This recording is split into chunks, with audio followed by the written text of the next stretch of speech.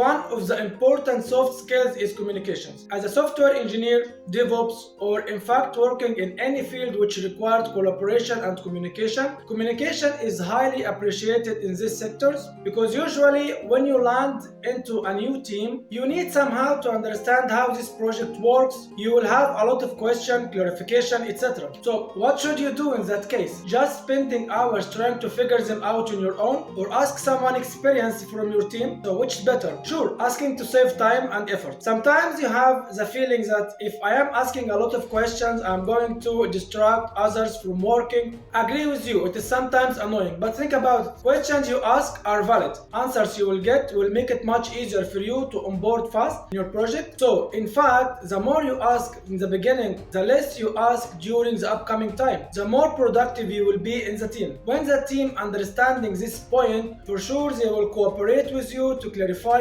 all of your concerns. By this way, in the future, you can even answer some of these questions to the newcomers, and you can help them as well to onboard as you want. Your technical skills are highly important, but if you can't communicate to explain your knowledge, you will fail. So what you should do is try to work on your communication skills as you work on your technical skills as well. Train yourself, remove this stereotype of the lonely developer. This is not true. Open yourself to others. There is no stupid question, so don't hesitate to ask, and also to answer if you know answer for someone else's question. So next step. Now, once you already onboarded in a team, they will have specific software for communication such as Teams, Skype, Zoom, etc. You will know about them from the team, but it is good to know that there is such communication software is used on a daily basis to manage a lot of tasks, meetings, communication, etc. For some kind of meeting plans software, it will be some kind of calendar, whether it's calendar in Teams, Outlook, Gmail, or any kind of calendar to organize the meetings plan, time, duration, agenda, and etc. So that's it for today about communication skills. So next time we'll have overview over software development lifecycle and the methodology which used to achieve fast software development lifecycle SDLC. Thank you so much for watching. Stay tuned for upcoming videos.